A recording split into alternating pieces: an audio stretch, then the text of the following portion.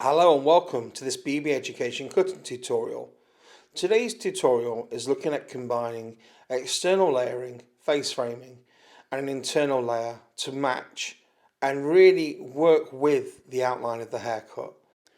So when we look at the mapping process, to put this simply, we're isolating the front from the back and the top from the bottom.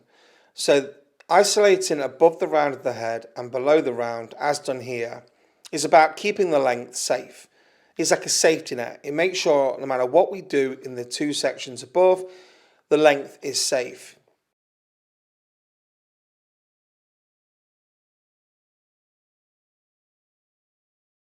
We repeat this on the other side, taking the same amount of hair whilst keeping the rest of the hair out of the way. So we're going to start by taking a very small section each side. This is a slightly diagonal section. This means we end up with a very small triangular section in the middle. This essentially is going to work as our guideline. Now if the client wears it on the side, we would do this but in the side still. Okay, now to cut the front, we're going to use a slicing technique. For this I'm going to be using my scissors, but you could use a razor if you feel more comfortable. So the objective here is to pull the first section down and we repeatedly slice or scratch at the surface of the hair to get our chosen length. We then take a section just sitting to the side of it and we over direct this onto the base of the section we've just cut. We do the same slicing motion. This will give us an increase in length. This means section 2 is a little bit longer than 1. Now as we take number 3, we over direct it onto 2. So we're going to be slicing again, and each section is getting longer and longer each time. Again, you could use a razor if you're more comfortable.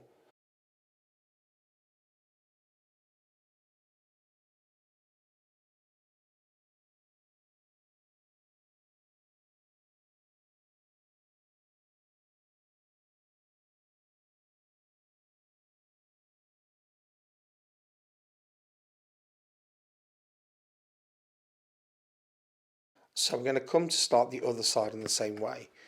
We start by taking section 1 that's already been cut, we take section 2 and we begin by slicing the hair in. But there's a very shallow, almost scratching technique to achieve the desired look we're after.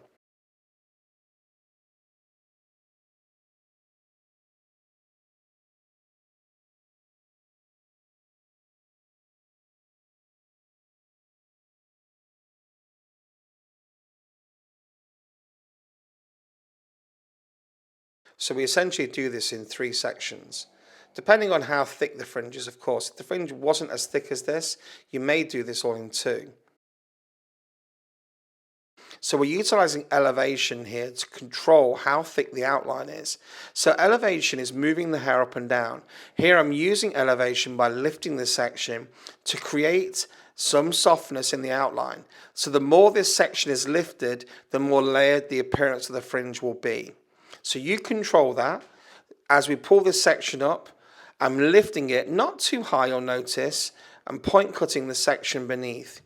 This means that the hair we're cutting now isn't thickening up the outline we've just cut in. Whilst it's blending, we don't get a thicker feel. We keep our definition and we keep our texture. Now we come to our final section. Once again, we're elevating this.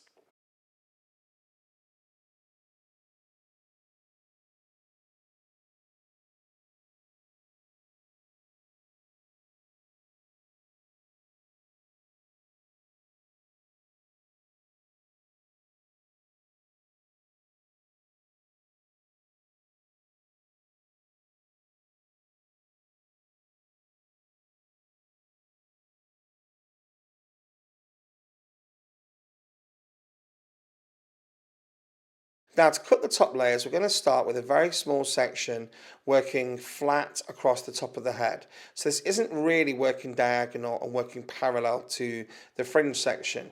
Essentially it's working flat. Now to choose the length we're going to go to, firstly we look at elevation. The higher we lift it, the more softer it's going to fall and when it hits the natural fall. But we need to make an assessment of how short to go. I normally hold this hair, let the hair drop, and make an assessment of where the hair will sit based on the section falling to its natural form. So we're working with a high elevation, and our cut line or distribution is going to be short to long. So we're going to be working from a short internal to a long external, working relatively concave with our approach to this layer.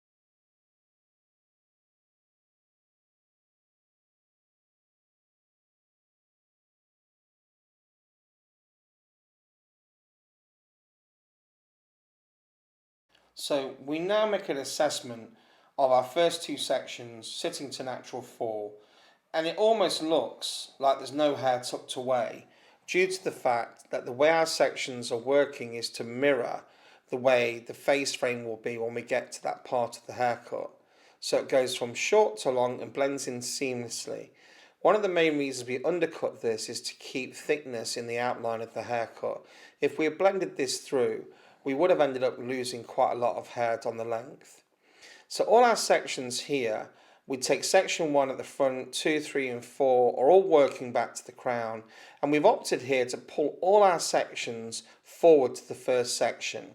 This is giving a less impact to the layer. This means there's a more rapid increase of length travelling to the back of the head.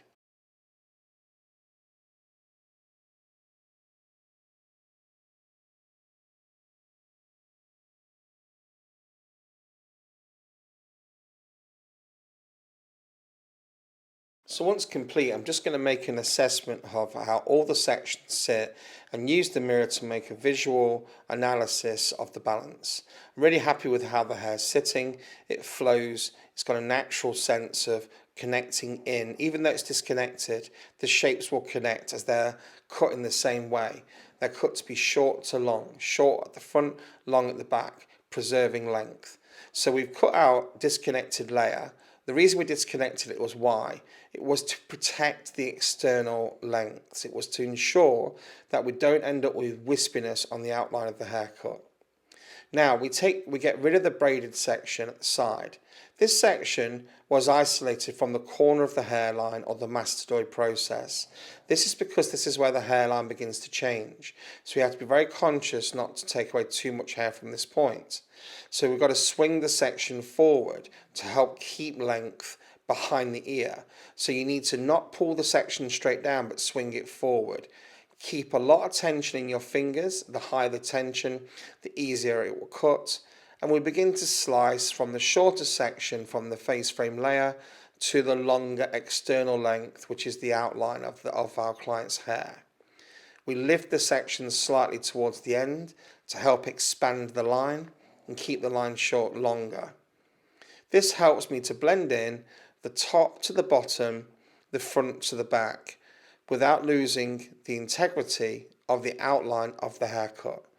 Our line is going from the front short to the back long behind the ear, without losing the thickness of the outline.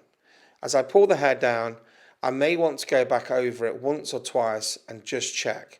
But notice how I was lifting my free hand, the hand that was holding the hair, to ensure that I kept length and weight at the bottom.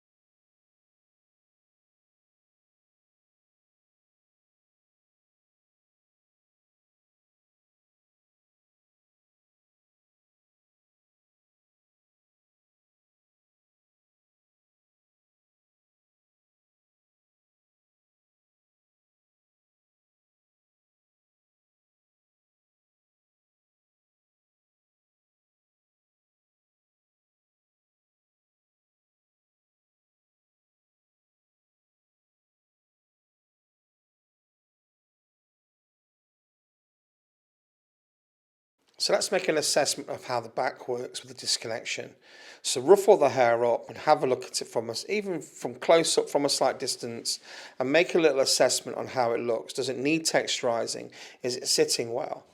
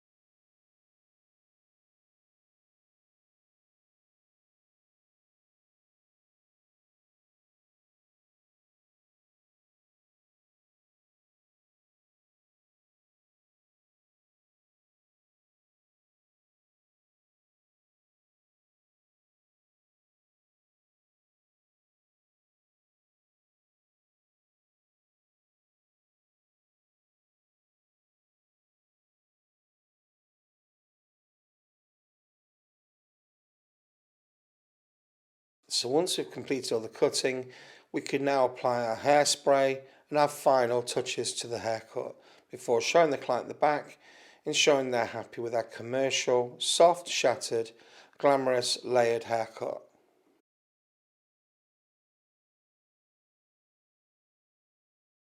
So this completes today's tutorial. We really hope you've enjoyed our take on how to work with creating bangs, how to work with creating short layers to longer external lengths, how to disconnect internal layers, how to face frame, how to maybe assess your mapping process. We hope this tutorial has been useful for you. Thank you very much for watching, and I hope to see you again soon. Thank you.